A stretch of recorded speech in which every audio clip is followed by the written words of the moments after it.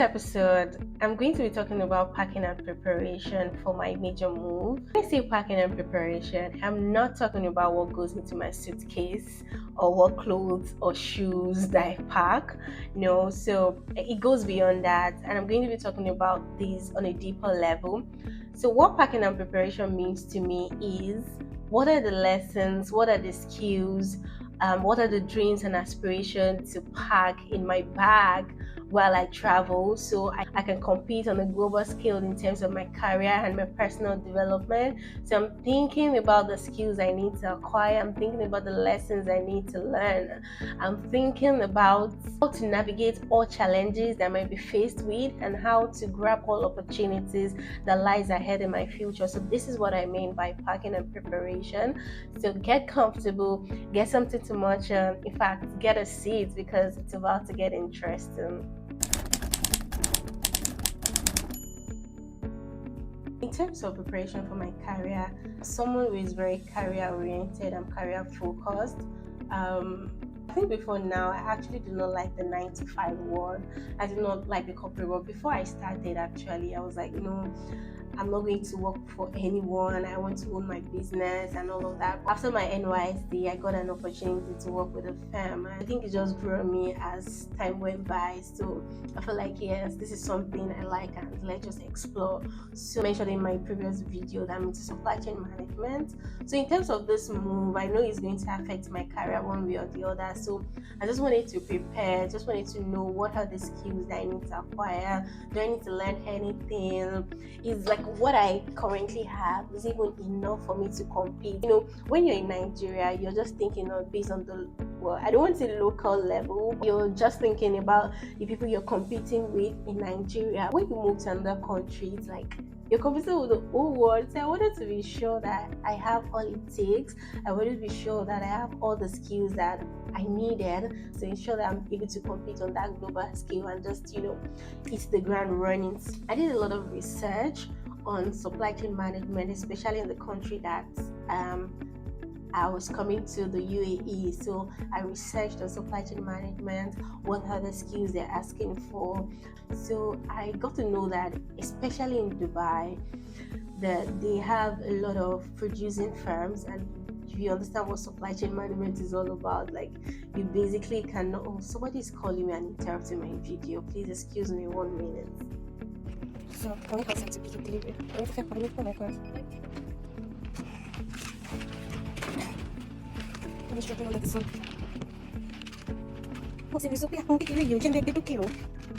Okay, I'm back, but I'm not sure where exactly I stopped, so I'll just pick it up from somewhere. So I was talking about supply chain management and the research that I made. Is my microphone working? Yes, it is. I just wanted to be sure that there's like a lot of opportunities. And yes, I checked. I saw that LinkedIn, especially LinkedIn, has a lot of opportunities in Dubai. So like, yeah, okay, fine, we can work with this.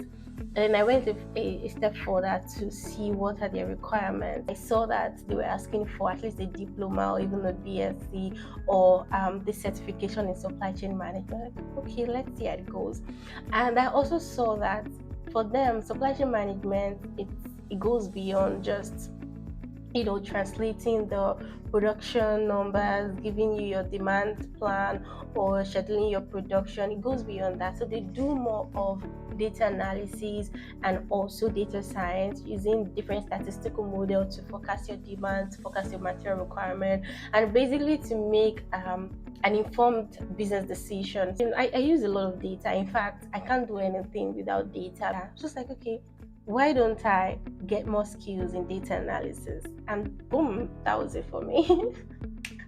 So I decided to get a skill in data analysis. Of course, before then, I know how to use Excel, I know how to use a little bit of SQL, no understanding of Python at all or any programming language. I just felt like, yeah, let me just develop my skills in this aspect, and because it's definitely going to come handy in what I already have.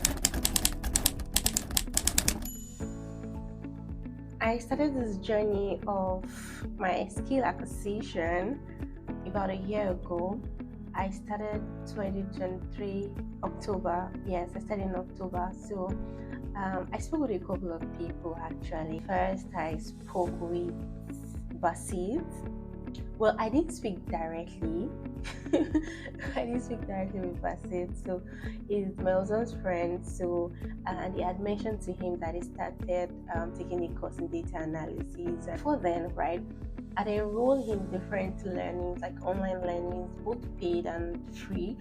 But I was just not getting what I wanted. Like I wasn't getting that beginner friendly course. I wasn't getting that starting from the basics or starting from the scratch course. It was just like you taking me from 0 to 100, and it wasn't working for me. So I was looking for a personal tutor. I was looking for someone that can relate to me one-on-one and can actually progress on my own at my own pace. So he then introduced me to one of his tutors, that was Hani.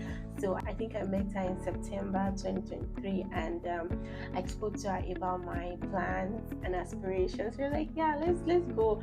So we started these one-on-one classes.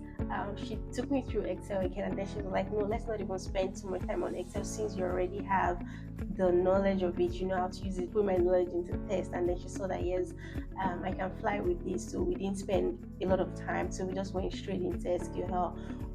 We also did Power BI and went into Python. So it was really nice with her. She really gave me that basics, like that foundational knowledge I needed to just build on, and it was really great. I ended that training with after I think 3 months. So we finished mid-January. So from there I just took it up myself. I spoke to Femi. I had a lot of sessions with Femi. So Femi is also Timmy's friend. The reason why I decided to speak with Femi is that he was in engineering beforehand. He transitioned into data analysis, and he has been doing that for so many years. I just wanted to speak to him how he has been able to transition smoothly, and what are the challenges, what are the things I should look out for. When you're doing a lot of self-learning, you just want to be sure that you're on the right path.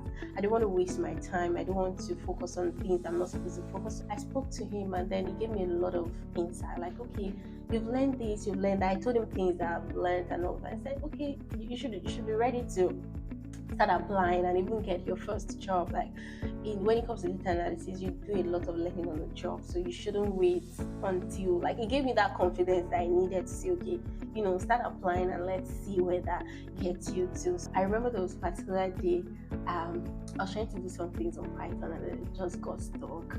I told Femi that I wanted to have a session with him. I thought it would just be like a 30-minute quick fix kind of thing. And we were the couple more than 3 hours. I was trying to say that anytime I speak with him, he always challenged me. Like, he challenges me a lot, and it's like wanting to go back to learn. Like, okay, I thought that that's all I need to know to meeting with him, and then it shows that you still have a lot of things to cover. I also spoke to Dimeji. In fact, I think about an hour's meeting with Dimeji. Dimeji has also successfully transitioned from engineering in being a software developer. I had to speak with him because I think at that point I wasn't sure of what part of tech I wanted to transition into, so I was a bit confused at that point, and he also gave me his time. I recorded the Zoom call. I wanted to upload it, but I think I lost the audio at some point, but I should be able to get it back. I'm working on it, so I think I'll just insert some of the clips and some of the highlights of the meeting into this video, so you can learn from it if you're also in a situation like that. I'm going to do another video telling you about my job search and how it's been for me in Dubai looking for a job and all of that. So I'm going to do another video on that, tell you all my interviews and how it went down.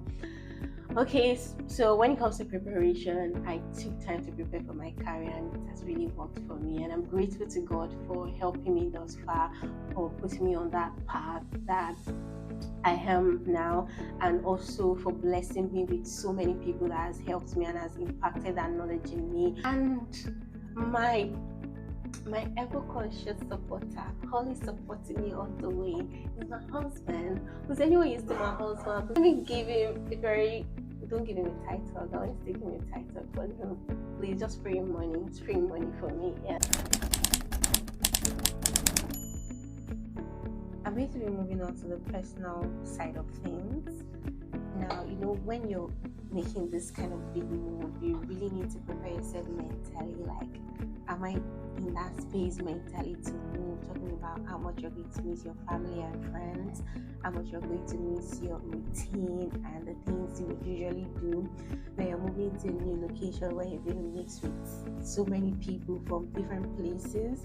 You try to understand what their culture is and maybe even pick up their values at some point. So for me, it's a lot. And I remember there was something I read in the book of Exodus. So beginning of this year, I made a commitment, right, that I'm going to revisit the stories of the Bible, reading the Old Testament. So I started with the book of Genesis and actually made a video on my review of the book of Genesis. So you should check it. You might like one or two.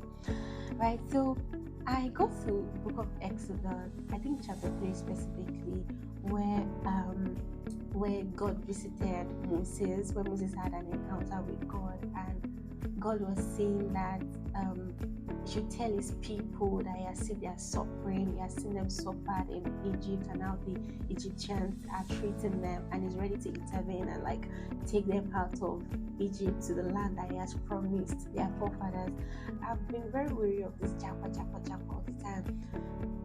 This is exactly what happened to the Israelites. They say that the Israelites, they jackpot from Canaan because there was famine in the land, there was no food to eat, so they jackpot to Egypt. Same thing that is happening to most of us. We jackpot from Nigeria because there was famine, or there is famine, there's poverty, there's no money to spend, so we jackpot to another country for better opportunities. There's no problem in that though, or bad. But you know what is bad? Is when you forget your God. The same way that the Israelites, the same way that the Israelites forgot their God. It took God to intervene. They jumped back to Egypt and they went to suffer. Don't jump back to another land and go and suffer. Don't be like, see, I'm going to read it out to you.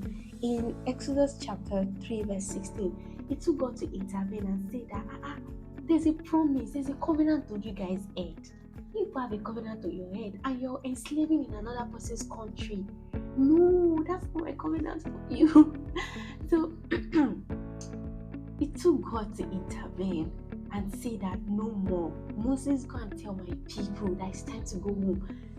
And see, Moses had to ask God, that beg God. When these people ask me that who is this God that I kept talking about, what should I tell them? I'm going to read it out to you so that you hear it for yourself.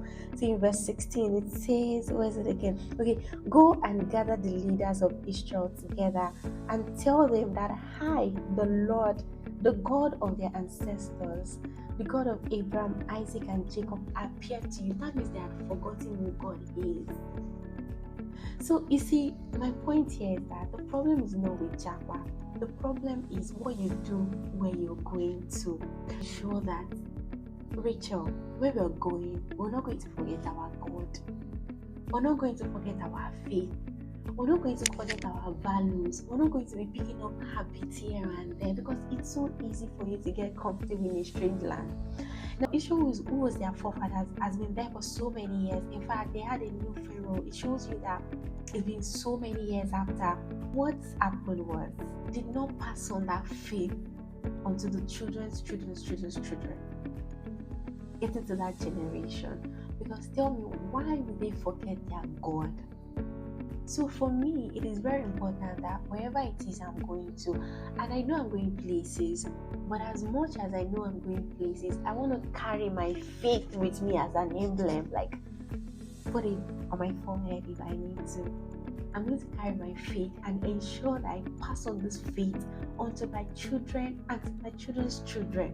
I don't want to go to a land and then you're asking, and then God is raising another Moses for my children to intervene, to say that, oh, I've seen your suffering in a strange land, you need to go back home. And I must admit that no matter how much you prepare, there are still some challenges you'll be faced with that would make you feel like you didn't even prepare at all.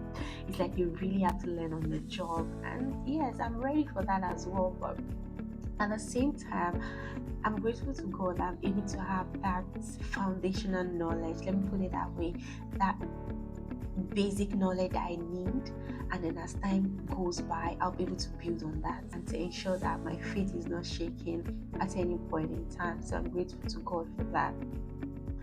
And another thing that is important for me is in my marriage. It's been like long distance for a long time. It's almost 2 years now, and we've been apart. So for me, it means that now we're going to be in the same space all the time. It's no longer video call or voice call. Now we're going to be in the same space all the time. So combining the old marriage, being a wife, with work, and also the possibility of being a mother anytime soon. Oh my God, I'm an aspiring mom. I look forward to motherhood, but at the same time, it comes with its own challenges, mixing being a wife, being a mother, also your career on the other side, and your work with God, mixing all of that together. Being that Proverbs 31 woman. So it takes a lot of preparation, honestly, and I think I'm gradually entering into that phase of my life, which I have to combine all of that together. And I also want to thank God for the people that God has placed as role models for me. I have a lot of role models in this regard, so I'm grateful to God for that. I can learn from them, and basically take a lot of learnings from them. Yeah. So I think that's it for me when it comes to preparation and preparation for the journey. Yeah, I think that's all for me. And of course, I did pack my bag. I packed my physical clothes and shoes. I promised I was going to give you some tips. So basically, I just packed most of my traditional wear, and I packed a lot of food. Yes, I packed gari. I packed ilupo, so many food items. Yes, of course, don't forget to check what is allowed for you to bring into the country that you're going to, so that would be helpful as well. So that is all. Thank you so much for joining me on this episode. If you are not part of this family already, by subscribing, please subscribe to my channel and hit the notification bell so you can get notified anytime I upload a new video. I'll see you in my next video. Stay cool. Bye.